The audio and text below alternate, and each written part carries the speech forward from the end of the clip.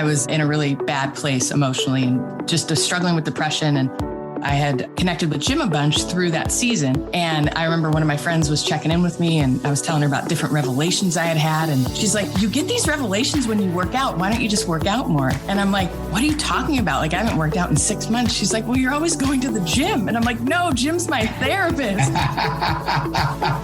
And I just laugh because, I like it. I know, it's hilarious. So thanks, Jim. You're my gym membership. Keep taking your walks too. I know. I'm just kidding. I know.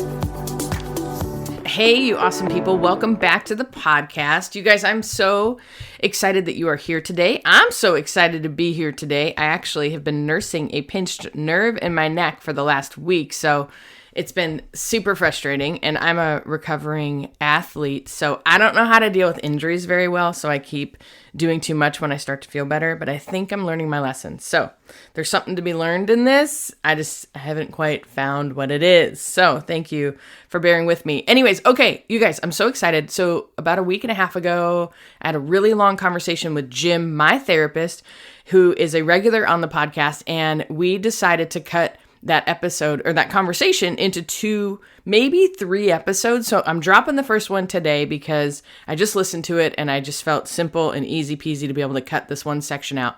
The section today is about therapy. Do I need therapy? Do you need therapy? Who needs therapy? What is therapy? And I think Jim really cuts through kind of the BS and helps us understand, takes away the mystique of therapy and all of that. And really, he's so humble. Oh my gosh, it's incredible.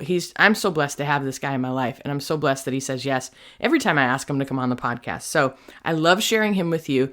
I'm hoping today blesses you. I'm hoping today brings some clarity. If you've ever had the question or asked the question, do you need therapy? I think Jim normalizes our questions and our struggles and just takes away the mystique around it. He also gives really hands-on encouragement about you and I just day to day in our relationships and how we can even minister to one another and all of that. So anyways, I hope you enjoyed today's episode. At the end of the episode, we go right into the continued conversation because I was on the call with Jim for a while when we recorded this. So you'll get a little taste of the next episode that's going to drop. It's about how do you live in your skin? How do you live in your circumstances? How do you thrive even when things are hard or even when certain situations or certain aspects in your life are hard? And Jim's really good at articulating and helping us have permission to acknowledge the struggle, but yet continue to find that hope and that joy and that peace and to be comfortable in our own skin with our struggles and our unique histories and all of that. And so anyways, I think the next episode's really going to bless you guys as well. We talk about acceptance, which is one of my not favorite subjects in the whole world. I think I'm starting to really grasp how to have acceptance and to stay on my side of the street, though, which I'm super pumped. And by stay on my side of the street, what I mean is my side of the street is my life and what I control. The other side of the street is what everybody else controls. But the other side of the street tends to drive me bonkers because I have no control of it and I can't fix it. And so, but this pursuit of having healthy acceptance has really brought me so much peace and so much clarity on what battles to fight and what to just have peace with and to what to let go of. You guys, I love you. I'm so grateful you're here. I hope this episode blesses you. Let me read Jim's bio and then we'll jump right in and I will talk to you guys again in a couple of days. I'm going to work on editing right now and send it off to the editor and hopefully it'll be up in a couple of days. So really excited. I really don't like when I go a whole week without posting. So if you're a regular and you've noticed the delay, I'm so sorry. Just kind of was sideswiped by a couple things in life on top of a pinched nerve that I've been nursing and getting treatment for and all of that. Thank God it's nothing worse, but I'm super, super grateful to be here. And so I apologize for my regulars. For those of you that just found this episode, hey, welcome to the family. I'm excited that you're here. And I'm excited to share Jim, my therapist, with you. Okay, so let me tell you a little bit about Jim. Like I said, Jim's my therapist. He's a licensed marriage and family therapist, and he's been a therapist for nearly 40 years. You guys, Jim really has a pastor's heart, a shepherding heart. He actually received his bachelor's from San Jose Bible College and was in seminary and intended to become a pastor, and life happened, and he ended up getting his master's degree from Fuller Theological Seminary in marriage and family counseling, and he's been a therapist ever since. Jim is the founder and the director of Abundant Life Counseling, and he has a heart for integrating God's word and seeking wholeness spiritually, emotionally, and relationally. Jim has a beautiful family with 2 grown children, and he and his wife have been married for 34 years, and they teach a marriage class together right outside of Los Angeles, California, in Northridge and in Santa Clarita. If you want more information about the marriage class or to get in touch with Jim, I'll have his info in the show notes as well. All right, you guys, let's dive in. Welcome to a Holy Mess podcast. All right, my friends, we all know life can be so difficult and painful at times, especially when we're carrying grief or loss or wrestling with shame about our past, anxiety about our future, or frankly, like we are just not enough. But there has to be so much more for us. There is hope and joy, peace, love, fun, purpose, and a reason that you, my friend, are on this planet. Let's partner with God so you can be who He created you to be as you wrestle through and trudge through your mess. Hi, I'm Dani, a recovering alcoholic, a mom, a wife, a mentor, and dust. We are only here for a moment. Let's live like it. I'm just like you. I'm a holy mess most days. Actually, every day. Let's have some fun and laugh while trudging through our mess. This stuff doesn't need to be dry and boring. Let's dig in. But that's part of the goal of life, is to grow up before we die. So this is part of that maturity as I walk my way. It's all grounded, Dani, in acceptance first. It's got to be grounded in this. Okay, this is just a journey. And the truth is, it's a journey for everyone. Everybody's on this journey, whether they know it or not. Everybody. It's just people play it differently. It looks differently because you're not inside their skin. But everybody has to be able to learn this. And it doesn't take very much to look around and see how many people are, my gosh, screwing this up. Just look at the latest crisis in some pastor having an affair or politician taking a bribe or someone getting a DUI. This is just the world. So we're just all in it together. We're all human. Yeah. Which is the good news and the frustrating news, right? And I think one of the things, and I want to segue into my next question for you, but one of the things that you've taught me the most, besides being like a really amazing place for me to process and figure myself out, is you've taught me this concept that is so deeply embedded of me now, where it's getting more natural, like acceptance of myself and finding grace and compassion for myself, and really taking Jesus's love and grace and compassion and truth from the head knowledge to the heart knowledge and all of that. So I really appreciate that, and how you're always, even when I come to you with like, oh man, I'm so frustrated with myself about X, Y, and Z, you're like, well, yeah, but here's the beautiful aspect of that. So I love that perspective. And you guys, it's something that Jim has taught me and that I really would love to pass on to you through Jim and through myself, but is finding the other side. There's always 2 sides to whatever coin. So whatever you hate about yourself right now, or you're struggling with, or you're hard on yourself, man, take a breath and just, like me, like Jim just did with me about people pleasing. It's also out of kindness. It's out of care. It's out of compassion, right? Like we're all mixed motives in everything, you guys. And that's okay. It's very human of us. The only one who was never mixed motive was Jesus, right? And we only needed one of him, right? And that's by the grace of God. But one of the things I want to ask you, Jim, is so a part of the tools, which I've been implementing these things for a decade now in my life, and finding rhythms and routines and practices that help me, instead of just being tossed to and fro by my emotions, actually finding the agency to find peace and to find joy, no matter what the circumstances are, right? Like, doesn't matter. I can still have some agency to help myself a little bit today and encounter God's goodness and grace in my heart and mind. But one of the tools I wanted to bring up to you, because you're a therapist and because you've been a therapist for so long, help me, because I have people ask me all the time, like, do I need therapy? Which I think at one point in our life, we all need therapy, right? Just to have that person that we can process with and kind of find that inner healing, childhood stuff, or just life when life hits you, and having that safe space with somebody who actually can hold the space for us, right? Like, our friends are great, but they don't really have all the tools that we need to help pull us out when we're indulging in despair, right? And to help. And sometimes they try to pull us out too quickly, because if we don't process enough, then it's just, we never get through. It's like scar tissue that never gets broken up.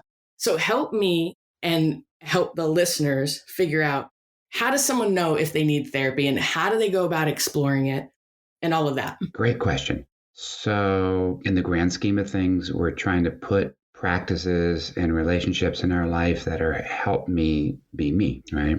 And so therapy is only one of those tools, let's call it, or practices that are part of my regime of being human, walking my walk. So having a good church, let's say a mentor, or being in a 12-step program, how to sponsor, it's counseling. That's a form of counseling, let's call it.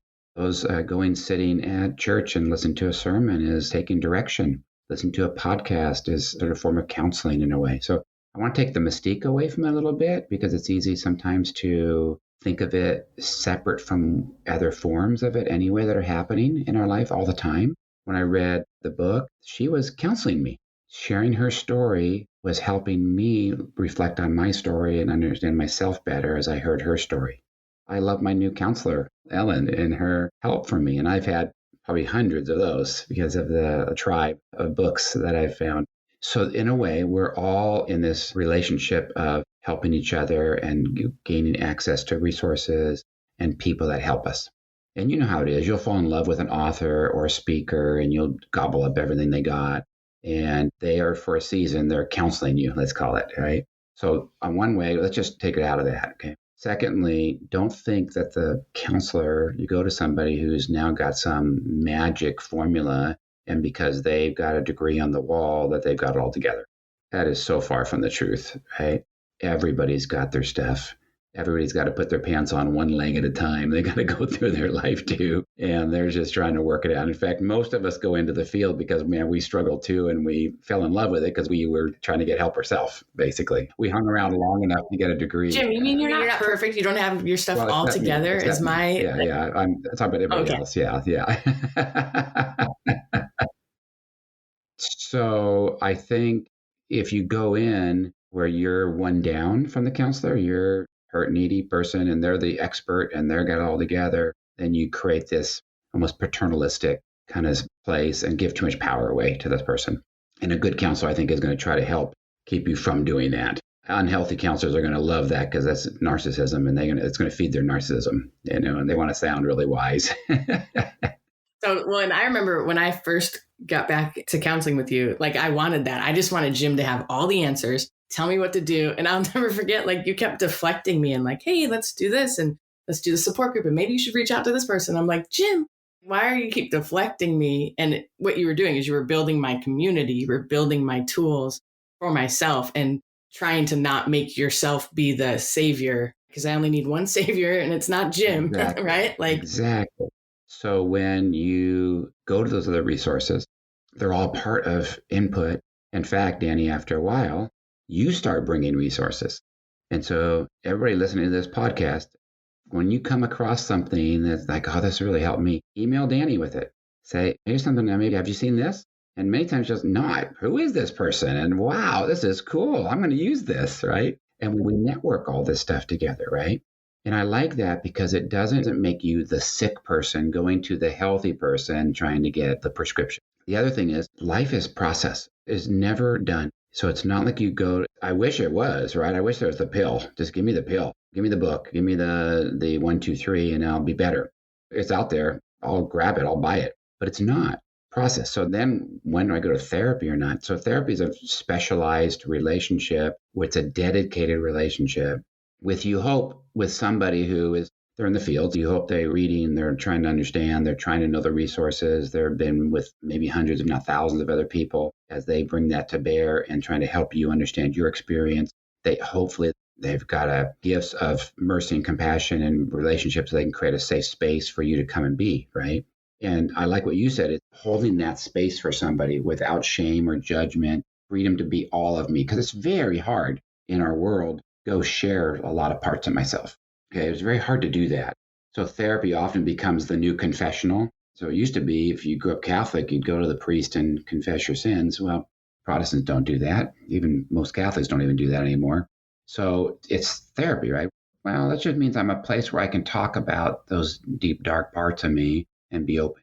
That's why I think also 12-step programs are so good, because that's what people do. Hi, I'm Jim. I'm an alcoholic. I'm a, bulimic. I'm a whatever you label. And people just say, hi, Jim.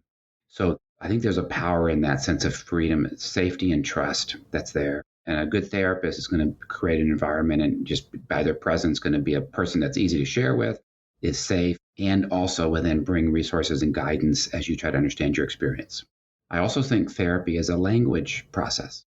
Therapy is a language where I learn to identify. So many of us are in our experience, but we can't step out of our experience, right? We're just so in it that we can't see ourselves. We're so close to the trees, we can't see the forest because it swamps us. We're just overwhelmed with anxiety or fears. And a therapist is trying to acknowledge that and then begin to unpack it and put other labels to it. And as you get more labels, you slowly get more agency. You get more ability to see it. You get the more ability to detach from your experience a little bit, to objectify it a little bit and depersonalize it. It is freaking hard to do. When you're really depressed, it's hard for someone, if someone's really depressed and then the therapist says, man, I hear how depressed you feel and hopeless you feel. I wonder if there's just some anger in there. And then they start talking about, guys, let's just pick up. You just seem really angry. Wonder what that's about. And all of a sudden, this person's trying to look at, is there anger below this depression? Maybe that's fueling some of this. Or even from them say, I wonder if you're just feeling helpless. And then all of a sudden, that word helpless starts to trying it on. We put these labels out there, and a therapist is trying to put labels out there and let that person try them on. Does this fit? It's like going to the fitting room. I'm a guy, so I probably don't do as much as most of the women would do, but you put clothes on. You know, how do I look in these clothes, right? I'm sure that can be an interesting process at best, but you're trying things on. Does it fit me? Is it accurate? As I get better at describing my experience, and a therapist is trying to help you get accurate, it helps me also get my tools of how I deal with those parts of me.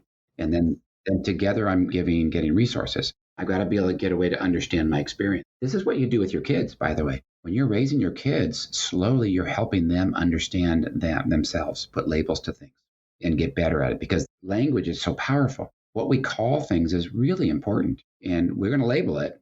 Hopefully we're labeling it in a healthier, more hopeful way that gives us direction on what to do with it. I love that. Labeling it in such a way that gives us our agency back. Well, yeah. And a lot of labels are shame-based labels. I'm such a wimp. I'm just I'm a failure. Don't belong, right? And those labels are shame-based labels versus grace-based labels. I don't think labels by themselves are bad. No label fits us perfectly, but I want grace-based labels to see underneath the shame labels, to the brokenness, to the woundedness, to the fear that's inside. All those things begin to understand that. So that helps me then see, this is like an inner child work in a way that helps me see those parts of me, definitely parts of me, but that I now slowly have agency to start to take care of when I get triggered. Yeah.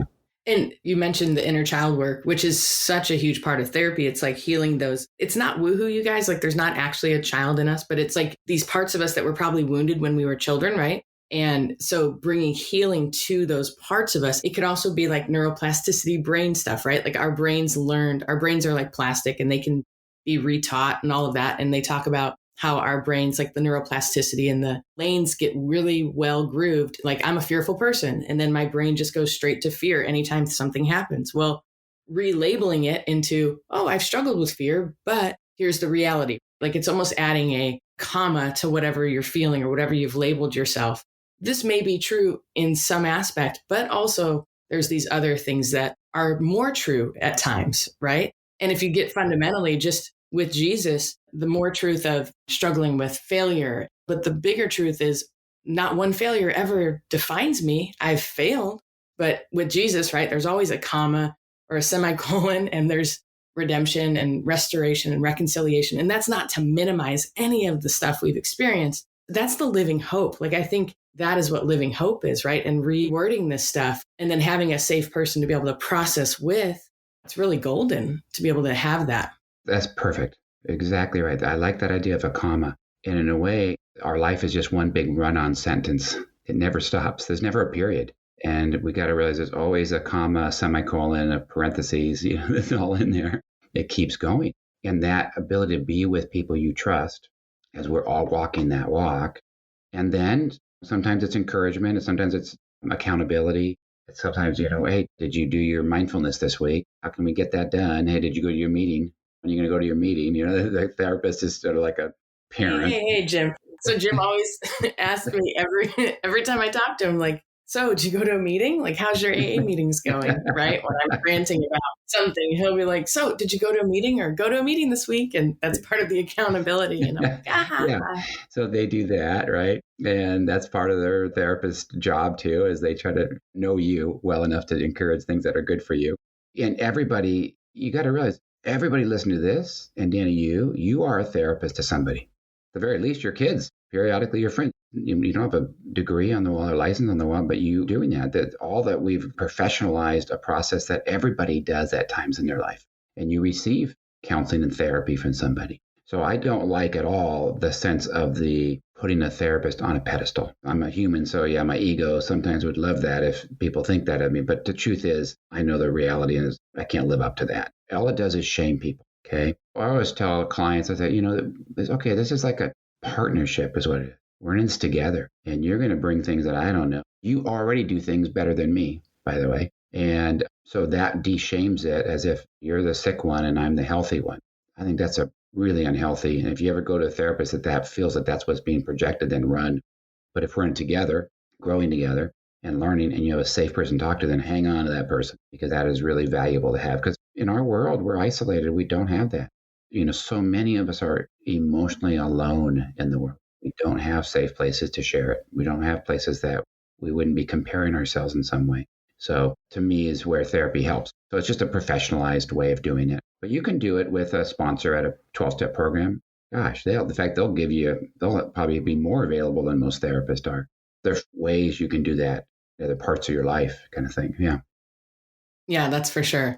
No, you're right. Thanks for taking the mysticism out of it, or the mystique, I guess I should say. Thanks for taking the mystique out of it, because I remember my hesitation, which is like, I was such a candidate for therapy and probably so much more, but I would go back and forth like, do I need therapy? Should I go to therapy? Am I that sick? Right. And then when I got to know you, it was like, oh my gosh, like, why did I wait so long to be able to have this place in this space and all of that? So I love that. I love that. It can be a little intimidating. I remember when I first got into counseling back in my 20s, when I was looking, I was just a young guy, and I was at seminary, so I was not even going to be a therapist. I was going to be a pastor. I remember going through the yellow pages, looking for a counselor. It was incredibly intimidating. And this is way back in 1982, I think. So it was 40 years. Very scary, right? So ask friends, pastors, sort of trusted relationships. Go and meet that person and interview them, and don't make a commitment. Just go there and then leave, right? Do one session.